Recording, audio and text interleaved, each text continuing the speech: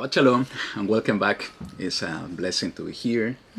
And as we told you, we are traveling, but we felt in our heart the need to be here at least to share something about the portion. Our Shabbat already end in the place we are. And we thank YaHuWaH because we managed to have a peaceful and a wonderful Shabbat. Resting a lot, and being filled with His Word, and we will do something different today. It's not going to take that long. We are not going to have the regular program we have in every gathering. No music, and most probably it's going to be a very short video. But I really hope that what we are going to share with you is going to bless you. It's going to give you something to think about, something to meditate about, something to pray about, because that's the way that YaHuWaH is guiding us all. So let's start with the prayer. Then we can share what we were talking today. Okay, no problem. So, YaHuWaH Elohim, we want to give thanks to you in this moment because everything you do for us. Thank you for your presence, for your Ruach that is guiding us in every step we take, and every place we go. Thank you for your Shabbat, and thank you for your people, our family out there, because you are uniting us in your Ruach, no matter where we are. And because you are the one writing your Torah in our hearts and inviting us to keep your commandments. Because in keeping your commandments and keeping your covenant by the hand of Yahushua HaMashiach, who is leading us in the way, we are part of your promises. We are part of the expectation to be part of your kingdom. Guide us in this short study we are going to do today, that you can speak through us, that you can touch the hearts, that you can give us more wisdom, more understanding, more light, the light of your kingdom, the light of the world, that is your Son, Yahushua HaMashiach. Thank you for everything you do for us, for the life you give us, because you are the one sustaining us, because you are the one opening the doors, because you are the one igniting in us the desire to serve you and the desire to be part of your kingdom. Guide us in everything we do, that we can always look into your face, asking you everything in our lives, letting you guide us in every decision we need to make. Thank you, Abba, for this gathering, and for your shalom, and for your presence. In the name of Yahushua HaMashiach we pray. Amen. Amen. So, today's portion is called Tetzaveh, and it means, and you are going to command, you shall command. And it's going from chapter 27, verse 20, till chapter 30, verse 10, in the book of Shemot, Sefer HaShemot. This is the book of Exodus. And we are not going to read it completely. We are going to just make some comments in some of the portions. But in a summary, since we are not having the portion 60 seconds, we can do our own version of portion 60 seconds. But we need to speak normally, not that fast. It's describing about the service of the Kohanim in relation of lighting the menorah. Also describing the garments of the Kohanim. And the process, how they are going to be set apart for that purpose. Yes. Then after that, in the next chapter, is exactly what you said, is the process to set them apart for the service as Kohanim in the Mishkan, in the tabernacle. And in the last chapter, if I remember well, is talking about the Mizbeach of gold, is the altar of incense. in the slaughter place of incense. So that's the in a nutshell, in 60 seconds, the summary of the portion. So one of the things that we were discussing at the very beginning is what is written about the menorah. I can read this fast in the chapter 27, verse 20 and 21. It says, "And you are to command the children of Israel to bring you clear oil of pressed olives for the light, to cause the lamp to burn continually. In the tent of appointment outside the veil, which is before the witness, Aaron and his sons are to tend it from evening until morning before YaHuWaH, a law forever to their generations from the children of Israel." So last week, if you remember, we were discussing about how this menorah is representing us, representing the Ruach HaKodesh, the seven spirits of Elohim, and how we need to keep that light burning.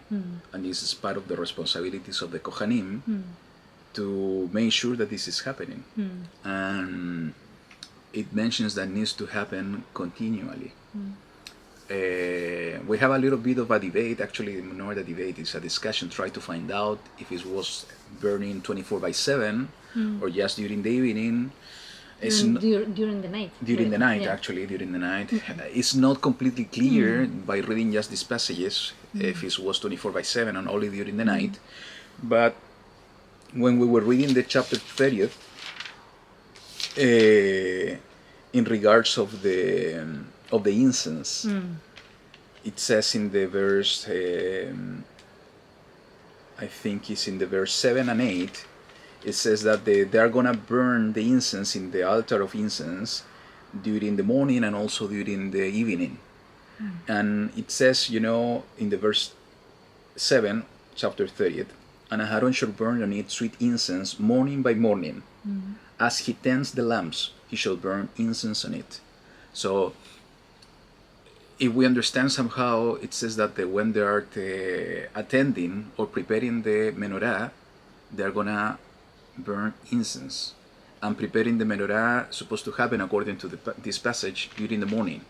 And if we read in context the next one, the verse 8, "And when Aaron lights the lamps between the evenings." So the action during the evening is to light the lamp, according to this passage.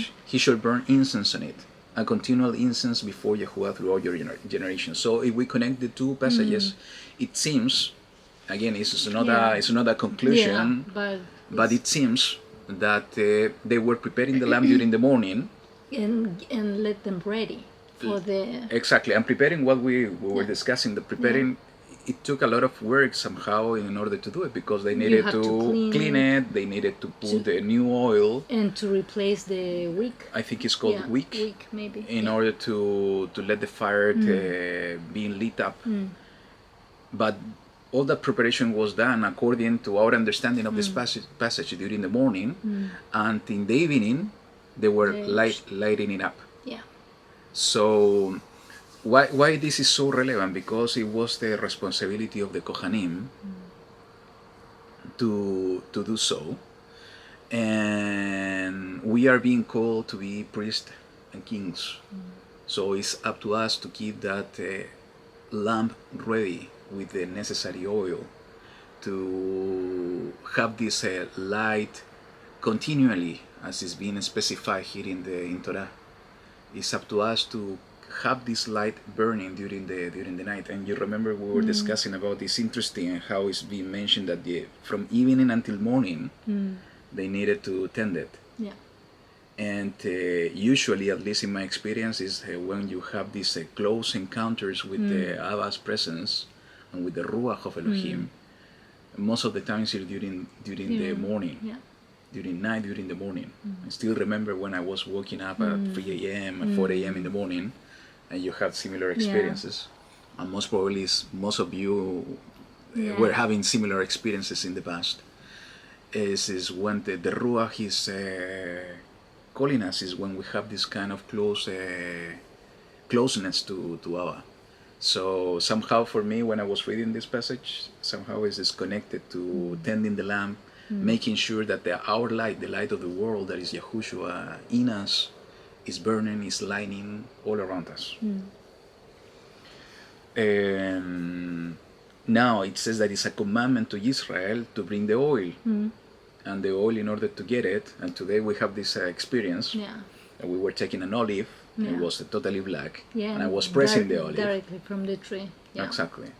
Directly from the tree. I was pressing the olive, and we started to get this mix of oil and water. And water. And Yeah. we were testing it. It was very Bitter. bitter. Exactly. But in order to get the oil, we needed to press. It's not an easy thing. And if we somehow connect this to our own lives, sometimes in order to get that oil, we need to go through some turbulence, through some pressure. And it's not ending there, because after that we need to separate. That's the process of oil production. Yeah. Separate the water from the oil, and in order to purify it. Yeah. So sometimes in order to get that oil that is needed in order for us to continue lining, we need to go through those processes where YaHuWaH is pressing us and is doing everything around us in order to get that oil, in order to purify us, so we are ready in order to provide His light That's right. in this world. So that's the chapter 27. Now when we move on to the chapter 28, is talking about the garments. And do you remember what we said about, we were discussing about the garments? Well, about what things they were covering. It was about that they were intended to cover some specific and strategic places. Because, I remember it is written, it's talking about the garments for the Kohanim and the garments for the Kohen HaGadol. Yeah. And in the case of the Kohen HaGadol, He has something special. the breastplate and also the plate of gold in the front head, in the forehead, saying Kodesh le YaHuWaH, set apartness to YaHuWaH. And it says about the Urim and the Tumim. It has this special place with the 12 stones that are representation of the 12 tribes. And also inside the breastplate of right ruling, it is said in the verse 30th. I'm getting old, I think, because No, because this light is really No, bad for but reading. I'm also getting old because I cannot read it clearly. But I cannot read at all. Okay. So you will need to pray for our sight. Yeah. It says, and into the breastplate, in the verse 30, and into the breastplate of right ruling. You remember that we were discussing last week or the previous one about the Mishpatim. Is the breastplate of Mishpatim. You shall put the Urim and the Tumim, and they shall be on the heart of Aaron when he goes in before YaHuWaH. And Aaron shall bear the Mishpatim, the right ruling of the children of Israel, Bnei Israel, on his heart before YaHuWaH continually. So this breastplate, I think in Hebrew is a 40, if I'm not wrong. Somehow, in the way that I see it, and it's clearly mentioned there when he's talking about the Urim and Tumim, is to have the 12 tribes on his heart continually. Also, he was having on his shoulder the 6 tribes in one shoulder and 6 tribes. It's the 12 tribes. So Israel, having Israel in the heart, having Israel on the shoulders, and in his head having the sign of the name of YaHuWaH being set apart, Kodesh le YaHuWaH. And many other things on the garment. And it was a special garments in order to do what? For the service of Elohim. So we said something in addition about this. And the other part it was later when in the ordination process. But what does it mean for us? All of this, how we can apply all of this. We know that the Kohen HaGadol is Yahushua HaMashiach. In his shoulder, actually, when he was bearing the tree, when he was crucified, he was bearing the sin of the entire world, somehow the sin of Israel. He did that activity, that work as a Kohen HaGadol. he was Kodesh to YaHuWaH, and we have this sign on the 144,000 that are going to be sealed with the name of YaHuWaH in their foreheads. So it's a representation also of the Kehunah, the priesthood. Now we have the references of in the new covenant. YaHuWaH will write down His Torah within us. In our hearts, and In He's our going hearts. to change our stone heart for a flesh heart. So I think those are the type of symbolisms about what should be our attitude toward the service to YaHuWaH.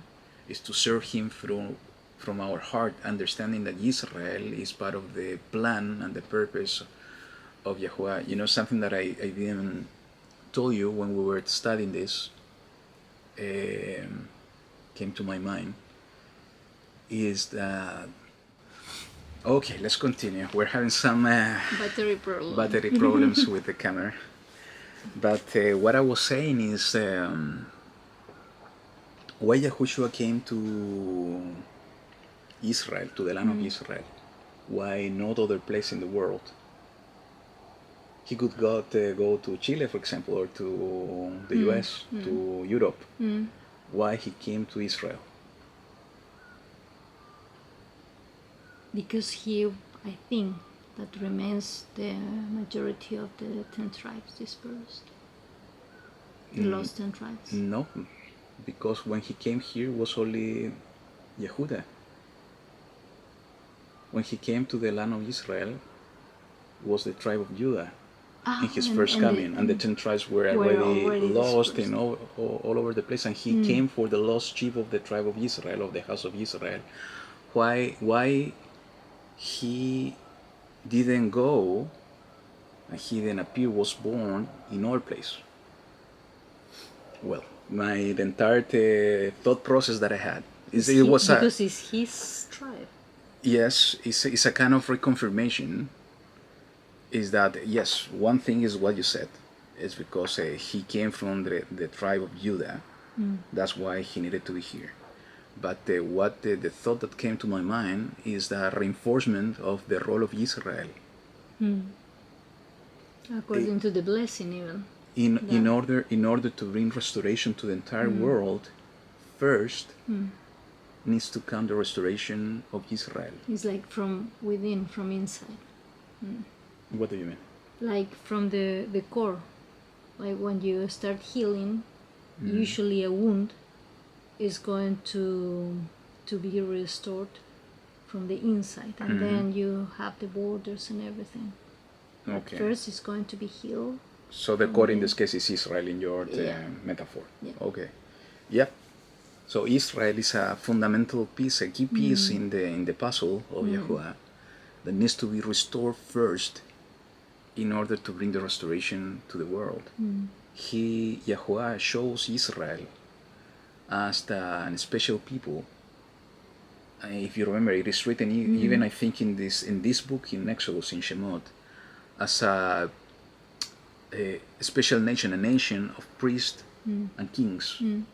His entire purpose was to assign Israel to bring the righteousness into the world in order to be used as an instrument to bring restoration, righteousness, to get the entire creation back to the original design.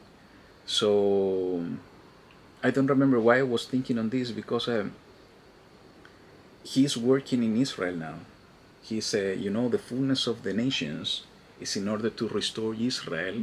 As soon as Israel is restored, the entire world is going to be restored. And why is somehow connected to this portion? Because it's talking about something so special that these are the Kohanim, the priests. It's not talking about the entire nation. It's the preparation of the priests.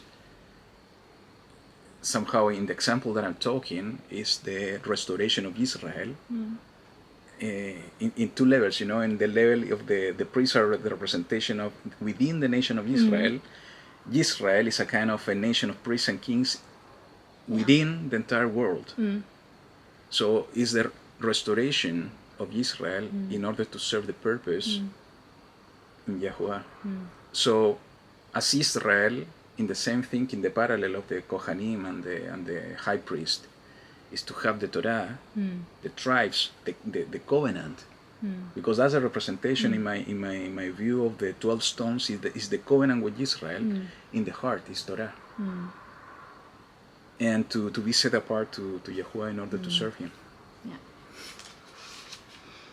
What else we talk? You remember? We talk about the garments. In the chapter 29 is the ordination of the Kohanim, and something that I think I mentioned in the past is that this ordination process was defined for, and it was followed every time that a new Kohen Gadol was defined, or when a new set of new Kohanim that reached the age of service wanted to go into service. They needed to go through this ordination process of 7 days. And the interesting thing is that this ordination process had different activities to be done. One of them was they needed to be cleansed with water. Yeah. They needed to change their garments. They needed to be poured with oil in their heads. They needed to go through different slaughtering offerings, for sin offering, for the burnt offerings. Okay, so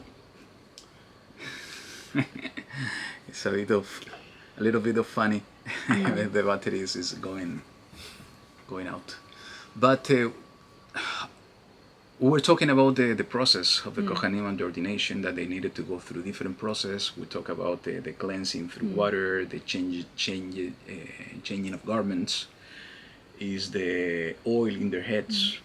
They needed to stay for 7 days in the Mishkan, in the tabernacle, and they needed to go through every day. Throughout the 7 days, they needed to go through different offerings for sin offering, laying down their hands into the offerings, and also burnt offerings and so on. And what I said is that this process, this instruction, was to be repeated every time a new Kohen Gadol, a high priest, was assigned or defined, and also every time that a new set of new Kohanim that had already reached the age of service wanted to get into the service on the temple or the tabernacle, they needed to go through this process. So I think this was the moment that we were reviewing this in more details, how to apply this into our own lives. And if you remember, I was asking you if we are being called to be priests and kings. It doesn't mean that we need to go through a similar process as being described here. And if we should go through this process, how to do it, when to do it, or when it's going to happen. You remember? Yeah, I remember. And what was the answer to that question? No, I was telling you that maybe, I don't know if I can repeat that, but I told you that maybe, yes, we have the desire, maybe the calling is for a lot of people, but maybe the people who are going to be chosen is going to be a defined people. And I was talking with you about that in the case when the people were chosen for that task was only one tribe. So we don't know what is the tribe that we belong to. So, but the desire must be there in our hearts. And I told you also about the 7 day of preparation, because maybe the cleanse with water is like our mikvah or with when we were baptized, and also the change of garment, how we are living right now, and that maybe those 7 days is like our entire life. Because usually it's being known that the life in average is like 70 years, so that could be that we have to be prepared. And but then you mentioned something different. No, not that different. Actually, what I say is that I do believe that we will go through this process. I think at the last trumpet, when we will go through the resurrection or transformation of our bodies, somehow it's going to be the moment when we are gonna start serving as Kohanim or kings. We're not doing it so at this time. Yeah. We're in the learning process. The kingdom has not been established yet. Yeah, we don't have a Visibly sample in this right world. now. Yeah. Exactly. So when Mashiach comes back, most probably that's why our body needs to be transformed. Not only because we need to be like He is going, because we need to be transformed in order to have the proper garments to be In the correct place. yes, and to be prepared or to be ready for the service. So most probably these 7 days of preparation, and that could be really interesting to look into the prophetic timeline. Maybe we'll need to go through a 7 days preparation at that time. It's a kind of a ordination timing at the moment of restoration and resurrection and transformation. Because I mentioned that it was very similar to the preparation that Israel had to had when they were encountering YaHuWaH in the Mount Sinai. They have to have their clothes washed. They have to be prepared. They have to be separated from the wives during 3 days. So there is a process. Yeah, and after that we discuss, and I think this is a beautiful picture. Is no matter that we are not serving completely as Kohanim in these times, and I do believe that it's going to be a physical restoration of the Kehunah, the priesthood, together with the establishment of the kingdom of Elohim by the hand of Yahushua. Most probably we will go, as I said, through the ordination process of 7 days, as it is described here, that in our times we are serving YaHuWaH anyways. And one of the reasons we are recording this video is because of one of the ways that we are serving YaHuWaH. In our case, it's just sharing what we are feeling in our hearts with all of you that are watching this video. That in these times that we are serving YaHuWaH in this way, no matter the kingdom is not being established completely, maybe we need to go through this type of processes. Yahushua usually, and not only him, many servants of YaHuWaH from the past, as we can read in the Word, had this time of separation from the world. They needed to be alone with Allah. And in this case of the 7 days preparation, the Kohanim, no matter that they were all together, it was only 6 of them, actually 5 of them. It was 4 children of Aharon plus Aharon. And Moshe was with them most probably most of the time.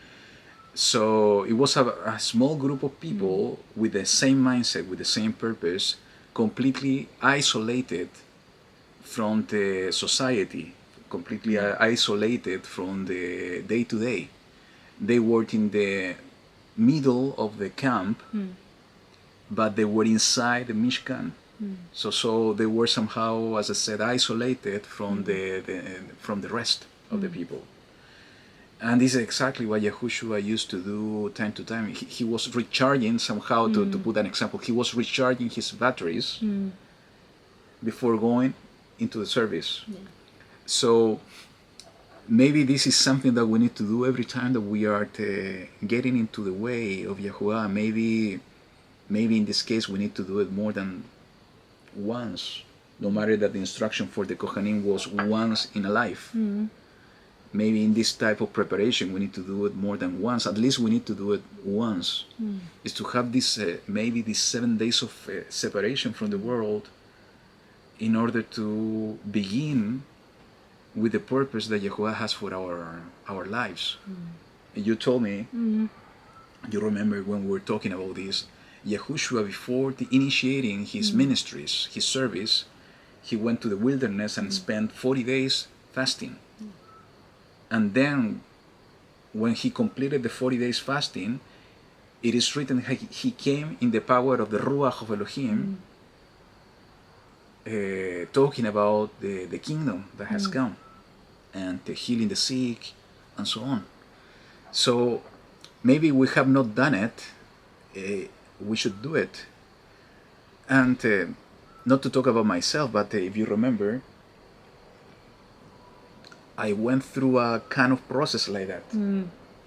I was thinking about that. Yeah, but it was not completely in isolation. And I can tell that it wasn't easy. Actually, I think I did it more than once, and it wasn't an easy process, but I think it was a necessary process. And most probably it's something that we need to take into account, that we should do it. Each one of us, we should go through this process of preparation. When we need to be cleansed by water, as you said, is the baptism. Remember when we were driving to this place, you were asking me, but what happened with the disciples? They went through this process, and we have no clear or written evidence, but we suppose that they have something. Yes, and I was telling you, most probably they didn't went through this entire process because they were not serving as Kohanim in this time. They were learning, but for sure they were cleansed. They were baptized. And at the moment it is not written, but they were baptized. But you told me, and at the moment of the supper, when YaHuWaH was washing their feet, he told them, "Now you are completely clean." Exactly. And even Mashiach himself, he went through Yehohanan, the baptizer, in order to be baptized, because they were compelling to fulfill all righteousness. So if Mashiach did it, no matter that it's not written, the disciples also did it. And that's one thing. The oil in their heads is a representation of the Ruach of Elohim. And when we're talking about this, we were thinking on Cornelius. That, Kepha, Peter, was going to talk to them and share with them the news of Mashiach and the kingdom of YaHuWaH, and the hope and the expectation, and the Ruach came upon them, and they received, it's like the Kohanim receiving the oil in their heads. And after that, they were cleansed with water, baptism. So, in the process of the 7 days, they needed to do Teshuvah. They needed to present their sin offerings. They needed to present the ascending offerings to Allah. And what I was telling you, that what I feel in my heart, that if we are the temple of YaHuWaH, the Mizbeach, the altar, the slaughter place, was in the outer space. It was outside. So the altar, thinking in ourselves, our body as the temple of the Ruach of Elohim, is everything we do externally. Is to present the offerings externally. It's a representation of this. So in this case, the 7 days they were presenting the offerings. It's like what we can do externally in order to present the offerings to Allah is what we do. Everything that we see doing in our actions, to do in the most easy actions we do in order to present a sacrifice, is when we fast. When we are letting the flesh die, because this is exactly what was happening in the altar. The flesh of the animals were dying, blood was being offered and poured down in the altar. Life was going out, or was disappearing. This is exactly what we have to do, or what we can do, or as a representation of what we do when we fast. When we resign from our day-to-days on everything that is according to our will, and we let YaHuWaH to live through us.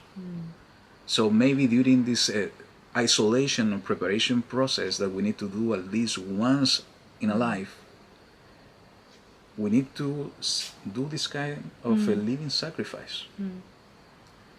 Now, and the beautiful part that we were discussing is about the garments. And they were receiving new garments. the Kohanim.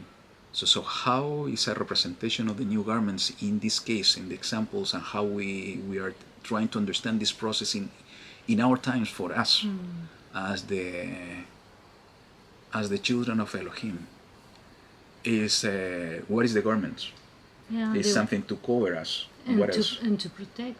That was the idea, or to represent the importance of that part of the body. For instance, the turban, the long shirt, the trousers. And how we started to discuss and get to the point that we are going to share in a minute is when we were reading back in the chapter 28. What was the purpose of the garments of the Kohanim and the high priest? It says in the verse 2, you shall make set apart garments for Aharon your brother. For what reason? For esteem and for comeliness. Yeah. So it's esteem and comeliness. It's something that can be seen by others. The garments, that are beautiful garments, is more than for our own ego. Yeah. If for something that somebody else is going to be able to see, and to this person is so esteemed, he's wearing so nice clothes, needs to be somebody important. Yeah. Maybe he's an important person, and I can go to this person in order to, I don't know, to learn something. Maybe he is going to share something with me. So I think we get to the point when we're analyzing this. What does it mean to change the garments in the examples, and how to apply this to our own lives? Is what is being seen outside. Yeah. And then we will remember when YaHuWaH was talking to the Pharisees, and he was telling them, you false people, because you take care about what is outside and not from the inside. But then we remember also a story where there was a wedding, remember? Let me read. It says in the verse 25 of Matthew 23, it says, woe to you, scribes and Pharisees, hypocrites, because you clean the outside of the cup and dish, but inside they are filled with plunder and unrighteousness. Blind Pharisee, first clean the inside of the cup and dish, so that the outside of them becomes clean too. And that's the key word, that be clean too. So that means that you have both sides that needs to be beautiful, inside and outside. So one is not going to cancel the other one. One is not going to annul the other one. So both of them are going to be as a whole. It needs to be a had. It's the same thing that we cannot focus only in the outside and not to take care in the inside. That was the mistake of the Pharisees. But it's working in the other way around. We cannot focus ourselves only in the inside when our outside is totally wrong. Yeah, or is not being taken care of. And it was, and then when we remember the parable of the wedding, where a lot of people were invited to the wedding, and even the king was sending the garments. And one of the person who was there, he didn't want to put the garments, and so. And the king was mad with that person, because he was upset. Because he was giving everything, and the person didn't take care about how was the outside impression. And I think that is the same with Abba. He wants us not only to be worried about the inside, but also how we relate with the other people, because we are his ambassadors. So what are we are the people who are representing him, who are reflecting his light. What is the outside? And our conclusion was in two aspects, two angles. Literally in our garments, we need to dress differently. We are not going to follow modesty. We're not going to follow the customs and the ways of the world. So we need to but clean, with a modest way. Exactly. Beautiful. And that doesn't mean that we need to be rich people in order to wear it and to look nice. No. It doesn't matter what is our conditions in this world. We need to take care of our external ways that we are showing ourselves into the world. this is one way that we were analyzing. But the most important, in my view, And also second here one, and here. is our actions. Yeah, and because it's when it's related to the priest, it says that it's set apart to Exactly. YaHuWaH, is his thoughts and everything, and the thoughts are the one that you are going to project Exactly. with your conversation, with your words. It's the way we So talk, it's the way we think, it's the way, it's the actions we are taking. how we treat other person, and with the heart, with the breastplate, is what we feel. How we feel to the rest of the people. A lot of you maybe have heard about this, that what we can feel inside, that is it's energy, and it's going to be projected, and then can be felt by the rest of the people. The word of Elohim, when he created the world, he spoke. So our words, what we have inside, can be very, very important in a way that is going to build something, or it can be very destroyer. So we have to be very careful about what we are feeling, what we are thinking, and I think Sometimes, we have said we can be witness of the kingdom without even speaking. yeah, It's just through our actions, how the people around us will look and think about us. And how this is going to happen, by their fruits you will know them. yeah, And Because what are the if- fruits? Is our behavior, yeah, how we talk, how we interact with others. Yesterday we had a. You remember the same? I don't know what the lady with the No. It was something different. Okay. We were so exhausted because we were traveling from one place to the other, and yeah. we were unable to sleep during the flight, and it was a flight Wow. during the night, Yeah. and we are still in the recovery phase, and it's not easy. So we arrived to the place. We are now at around 4 a.m. Yeah. and we managed to. We didn't sleep at all, actually. And we were so exhausted, and we didn't have any room to stay because At that moment, at it that was moment too it early. was too early, and we booked everything to that day during night. Yeah. And because we were feeling so strong that no, we are gonna make it. Yeah. We were counting that we were going to be able to sleep. So, but it didn't happen. So what we decided is to try to sleep a bit in the car.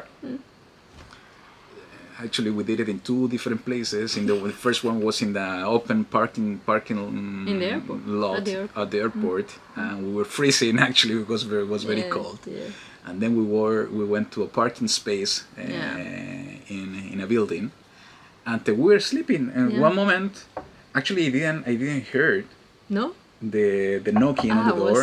I was at least I heard you that Yeah. you told me something. I was still Yeah. somehow unconscious. No, I was hearing the. But what happened is somebody was knocking in the window of the pilot side. It wasn't my side. Was knocking on the window, and I opened the door. It was in a -2 in the parking slot, and the guy was asking, He was worried, Yeah, yeah. he was worried. Are you okay? Yeah. Because when we got to that place, it was somehow empty. Yeah, empty. But we didn't realize And most that probably it we was were sleeping for almost 2 hours. Yeah, it was I 2 think hours. it was 2 hours. Yeah. So we reclined the seats and we were sleeping. It wasn't that good, but we were sleeping. And until this guy came and was knocking, and he was worried. He was asking, "Are you feeling good?" And I was half awake and half asleep. And you tried to explain I it. tried to explain, and I told him, no, we just came from a flight and we didn't manage to sleep, so we're sleeping now. He was And somehow he smiled, yeah. he smiled, and he was somehow easy. So why I'm bringing this up, because and that was part of our discussion when that happened. This person, this man, was concerned, and he didn't stop until he was sure that everything was going, that we were fine Yeah. and doing well. Maybe some other Person is yeah. like the parable of the Samaritan. Yeah. They were seeing into the Yeah. person and just walking away. Yeah. Yeah, it's not my thing, so.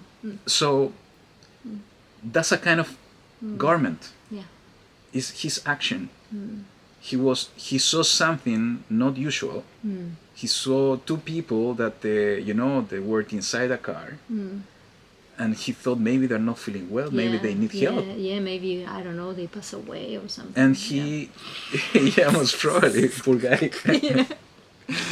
And he didn't stop. He went there in order to see, confirm, and maybe to help. Yeah. That's the type of garments that when we go and try to understand what we are discussing here in this portion, is the garment we need to get, we need to wear. Yeah. Is the garment of YaHuWaH, is the compassion, is the compassion being translated into actions. Because if we have compassion only here and here, but not doing it, is taking care only on the inside and not on the outside. Yeah. And that was the most important conclusion when we were connecting the two passages. Yahushua was pushing and complaining and arguing with the Pharisees because the Pharisees were doing it the opposite, just taking care of the outside and not the inside. And sometimes what we're doing is taking care of the inside and not taking care of the outside. Yeah. We need to do both. Yeah. And by doing both, we're going to be able to shine the light of YaHuWaH within us with this entire process of ordination as priest, as Kohanim. Yeah, that's it. And I think if we finish there, because we started to talk about the incense and so on, but all of these are representations of our service to YaHuWaH. And these things that we are sharing today is just for us to pray about it and to meditate, because if we really have this expectation that we are being called to be kings and priests, all of these, most probably, all of these things are gonna apply literally to us in one moment of our lifetime. And when I say lifetime, it could be now, after the resurrection is going to be lifetime too. But I think are totally applicable during this period of learning, during this period of service to YaHuWaH. Maybe not literally, maybe spiritually, and maybe to use all of this concept in order to serve YaHuWaH better, in order to fulfill his purposes better in these times of preparation. Nice. It's a beautiful picture, at least, and that's the way that I feel it. And I hope you will feel it in the same way. Yeah. So that's it for today. Yeah. We thought that it was going to be even shorter, but yeah, they're a nice thing to share. Yeah, it happened to me that I cannot stop speaking when I start speaking these kind of things. Yeah.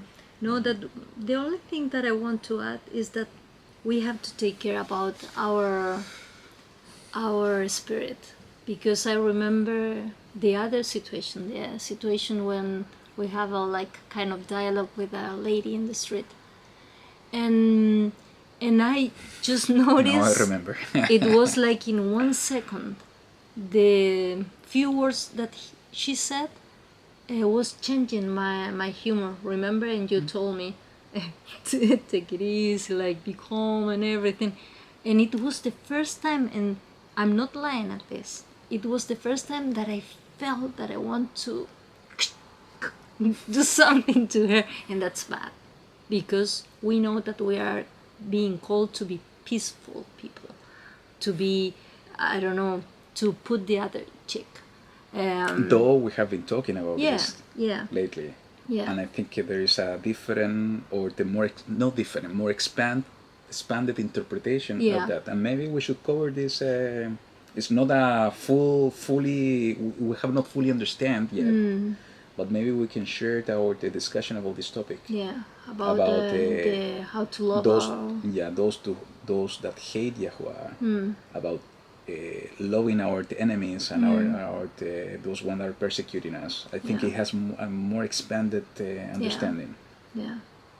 Just remember when you mentioned this, but I continue. No, and then I think that at this time maybe there are going to be a lot of situations that are going to be like little fires that are going to start, and we have to be very careful with our reaction, because if our reaction is not a good one, it's not supported what YaHuWaH is waiting from It's us not or aligned to the expecting. proper garments. Yeah, it's not aligned to the proper garments, and maybe those are the wrinkles or the spots that we could get from that situation. So just for you to analyze that, and that we have to pray, because it says in the scripture that during the last time, the fights that we are going to be ¿cómo se dice? Enfrentando, facing, are not going to be fights like with our fists and things like that, are more than that. And I think that it's with our emotion and with our thoughts too. So we have to pray for that, and not only for our own benefit or protection, also for our family, for you, for every person that you have known, and even the ones that you don't know, because we are being called to one day to know our Creator, and He is going to get rid of everything that is bad. So we have to pray that, I don't know, we have more good than bad. So that's it. Very good word. Actually, you speak beautifully. I think I'm gonna start speaking less, and I'm gonna let you speak more. I have a very broken English. No, I think your English is quite good compared to mine. But anyways, I really hope that this is blessing you. Yeah. Continue reading the portion, continue studying the Word, continue praying for us. We're still not back at home. We're still traveling. And just ask Abba to guide our step in everything we do, as the guiding the steps of all of us, His children, His people in these times.